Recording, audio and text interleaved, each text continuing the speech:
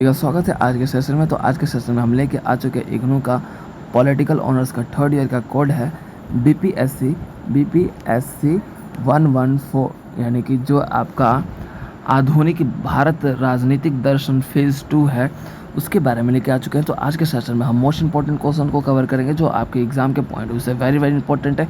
अगर इन्हीं क्वेश्चन की आप अच्छे से तैयारी कर लेते हैं तो पूरा का पूरा एग्जाम आपके अच्छे मार्क्स से कंप्लीट हो जाएगा स्टूडेंट्स।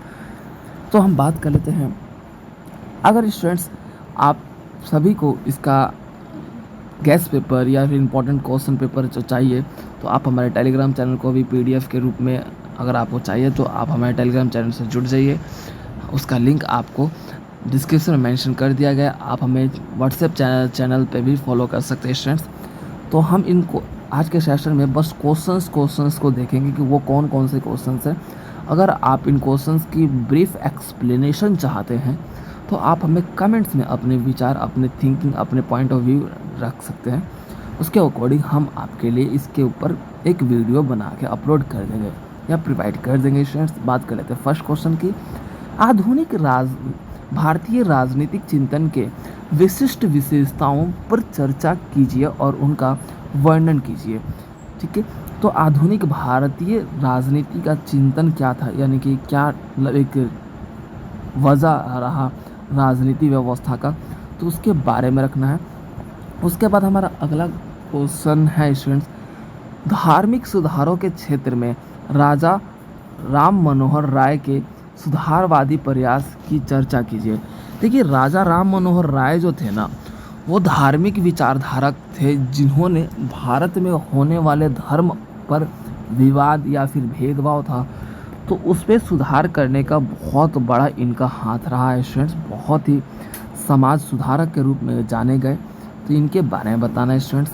अब हमारा 250 शब्दों का जो उत्तर है उसके 10 नंबर का ये पूछा जाता है ये आपका। तो हमारा पहला क्वेश्चन है इसमें, ईसाइयत से पंडिता रामाबाई। तो स्टूडेंट्स ये जैसे क्वेश्चन आपका कंप्लीट होता है। उसके बाद नेक्स्ट क्वेश्चन है, स्वामी विवेकानंद के विचारों पर प्रभाव का पता लगाइए। यानी कि स्वामी विवेकानंद जो थे उनके विचार किस तरीके के थे, किस तरीके का वो मेंटलिटी थे और उनका मतलब क्या थिंकिंग था, उसके बारे में बताना है हमें स्टूडेंट्स। अगला क्वेश्चन है, गांधी के मार्क्स से तुलना कीजिए और विषमताओं का बताइए। देखिए, इसमें क्या बताना है कि गांधी जी जो थे और मार्क्सवादी जो थिंकिंग था, यानी कि कार्ल मार्क्स जो थे, उनके रूप में उनका क्या थिंकिंग रिप्रेजेंटेशन था, उसके बारे में थोड़ा कंपेयर करते हुए बताना है आपको। उसके बाद हमारा अगला क्वेश्चन जो आता है, ये आपके पूछे जाते हैं 100 शब्दों में, जो कि 6 नंबर के क्वेश्चन होते हैं स्टूडेंट्स। तो इनमें से हमें करने होते हैं, अगर मैं बात बोली जाए तो लघु को श्रेणी के रूप में देखे जाते हैं। तो हमारा अगला क्वेश्चन है, तर्क और अधिकार पर अंबेडकर के विचार, यानी कि जो तर्क है विचार को प्रकट कीजिए। और अधिकार, जैसे कि आप सभी जानते हैं कि अधिकार इट मीन्स राइट्स की बात कर रहे हैं कि हमें कहीं पे जाने का भी अधिकार है, किसी भी तरीके का स्वतंत्रता का अधिकार है, समानता का अधिकार है, ठीक है, शिक्षा का अधिकार है, तो ये आपके अधिकार है। और तर्क क्या है, तर्क का मतलब यानी कि कोई बात रखना, अपनी बात को रिप्रेजेंट करना, तो ये आपके तर्क हो जाते हैं स्टूडेंट्स। अगला क्वेश्चन है, राष्ट्रवाद से टैगोर के मोहभंग की व्यवस्था का वर्णन करें। जो टैगोर थे उनके राष्ट्रवाद की व्यवस्था पर अपने विचार प्रकट करने हैं स्टूडेंट्स। अगला क्वेश्चन हमारा आ जाता है, सप्त क्रांति पर लोहिया के विचार को स्पष्ट कीजिए। यानी कि सप्त क्रांति जो हुआ था किस बेस पे हुआ था, क्या इसका मतलब मोटिव था, एम क्या था, इसका क्या प्रेजेंटेशन था, तो उसके बारे में बताना है। अगला क्वेश्चन है, आधुनिकता के बारे में इकबाल का क्या कहना था, विस्तार पूर्वक बताइए।